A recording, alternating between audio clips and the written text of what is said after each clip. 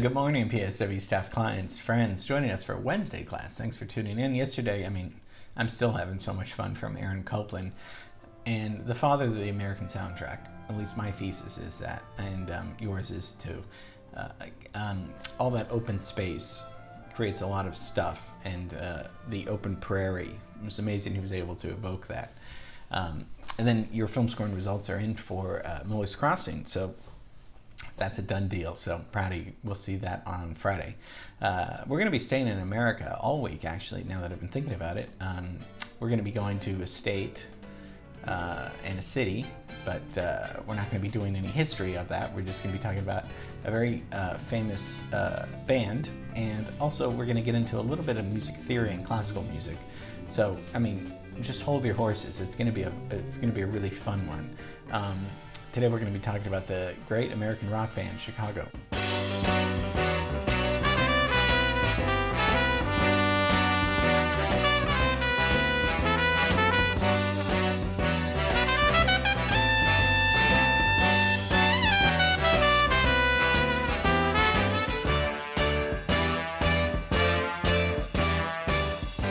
Chicago sold over 100 million records, and one of the longest running and best-selling groups of all time.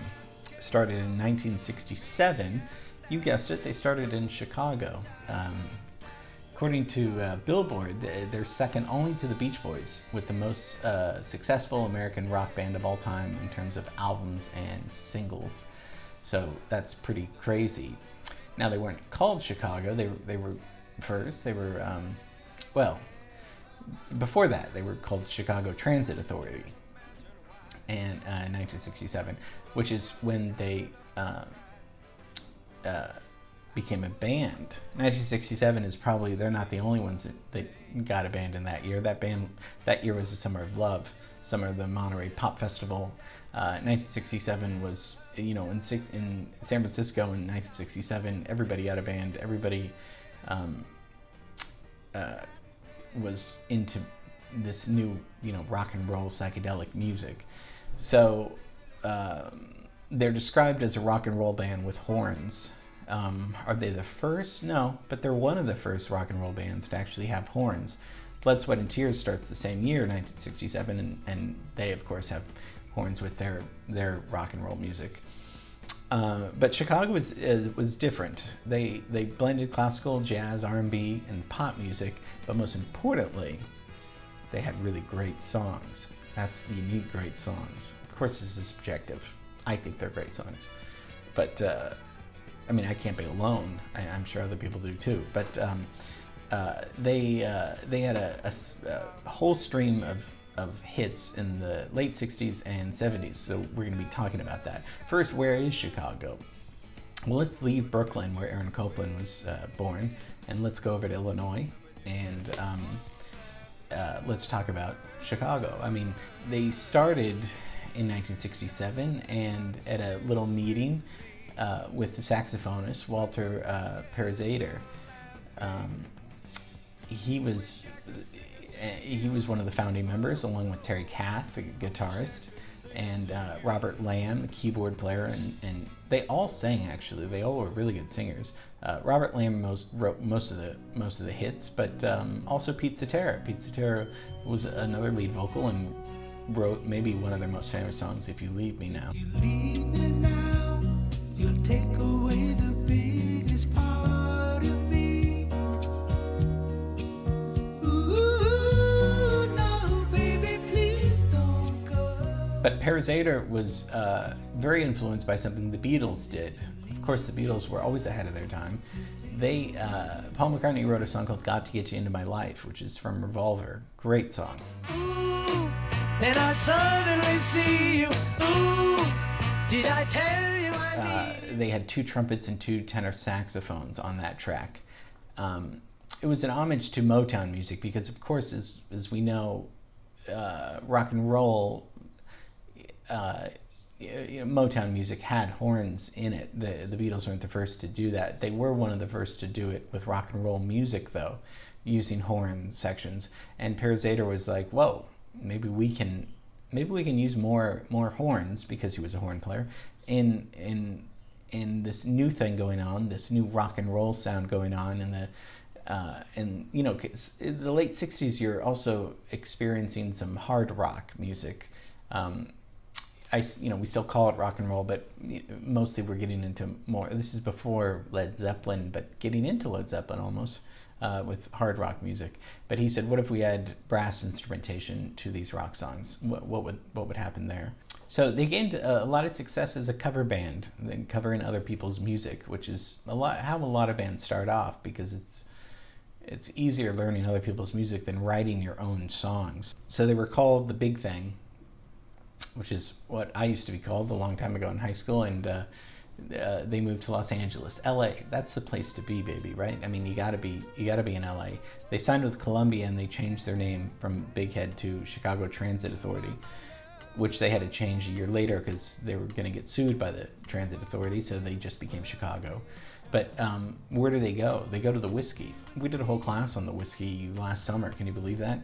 The Whiskey A Go-Go, which is where the Doors were the house band, and in 1968 they started playing Sunday and Monday nights there, and this is where Jimi Hendrix found them. In fact, he brought them on tour as his opening act for a few shows that he did.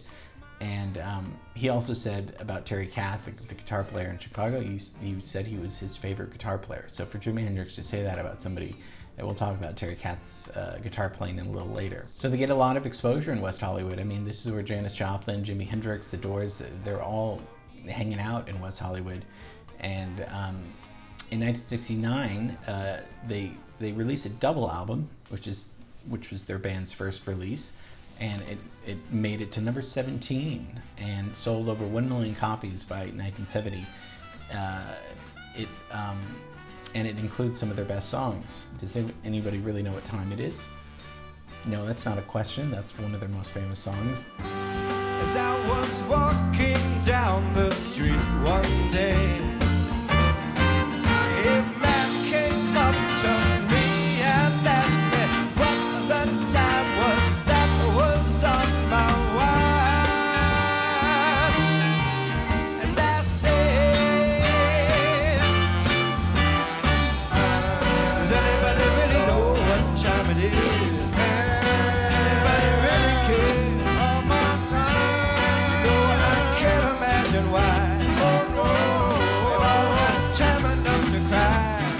So as we're hearing their music, we're hearing a rock and roll band with horns, and it's an intricate horn section. They were all classically trained musicians, horn players, so they were really top notch. They weren't just rock guys picking up a trumpet. They were all well educated and well trained. So after their first release, the band shortened the name to Chicago. In 1970, they come out. Robert Lamb writes the very famous song 25 or 6 to 4. Sitting cross-legged on the floor, touching 5 or 6 to 4. 1972, Robert Lamb also writes Saturday in the Park, which is one of my favorites. Saturday in the park, I think it was the 4th of July.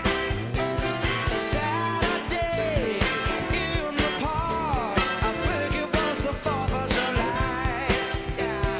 People talking, people laughing, a man selling ice cream, singing Italian songs. So one thing I want to talk about a little bit here is voice leading. I told you there'd be a little bit of music theory in here, but we're going to make it so simple and so fun, so much fun for the kids. If the kids are there, get them here, because they're going to be loving this. Voice leading is a linear progression, okay, of just one line. It's not counterpoint where there's more than one line. It's one line going through a different progression and interacting with chords to create harmonies throughout a chord. So we're going to take a look at that. Probably the king of this is Bach. Voice leading is so you're going through a pattern of notes to get to the next chord. Now there's proper voice leading, there's I don't think rock bands were really looking at music theory books to. Usually, the best way to do it is just to use your ear. Let's take a look at Bach's prelude. His fugue in C minor from the Well-Tempered Clavier.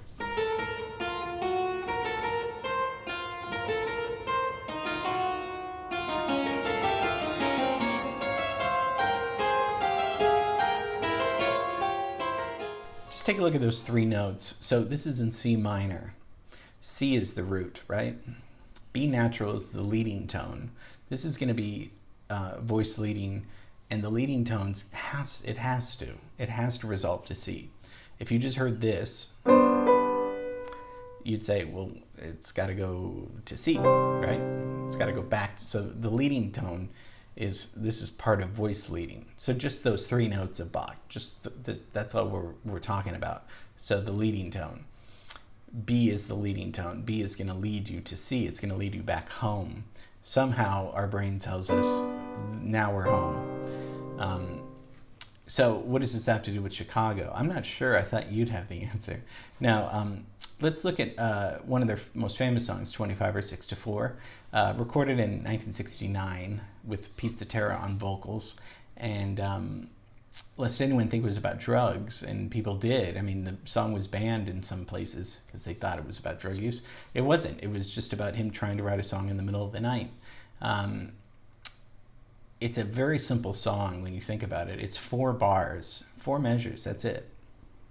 5 chords, right? So A minor, G, D, F, E. Green Day uses this in Brain Stew. A lot of bands have used this same chord progression. Just listen to the opening chords and you've heard this before.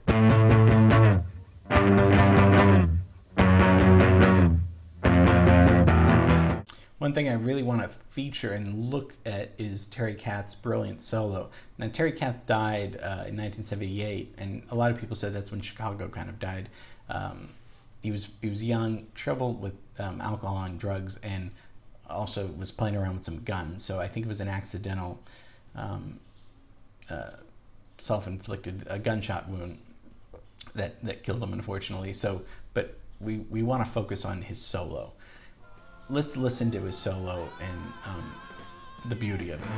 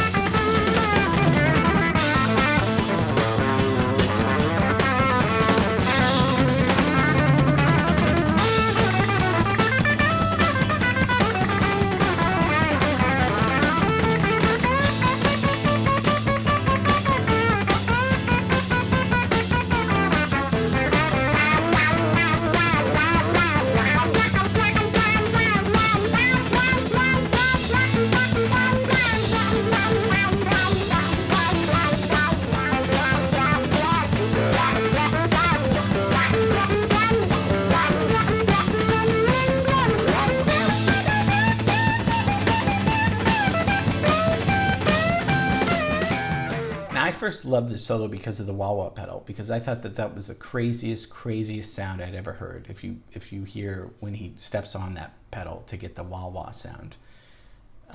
I like when things are that easy. It's a wah-wah pedal because it sounds like wah-wah. Okay, so I thought that was great. Now as I listen to it, I realize he's doing some amazing voice leading with 7 notes. And let's go to this measure and let's hear Terry Kath. You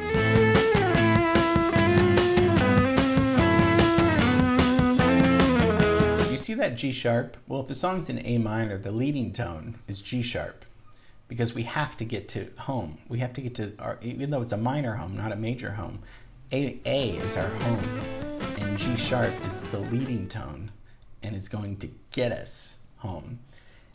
And I feel like these 7 notes are so perfect are a perfect example of voice leading from Terry Kath. I feel like it's such a melodic solo throughout the whole thing, but I just thought we'd talk about these few bars. That it's such a beautiful line, a line that goes back to Mozart and Bach and voice leading. That the line is so musical and beautiful, and again, he's just holding those notes, and it shows you that, you know, he was using his ears. He's not looking at music theory books before he decides to solo. I don't know Terry Kath, but I'm almost certain he never did that. Doesn't matter. He was using his ears, and his ears tell you that this is the voice leading he's choosing.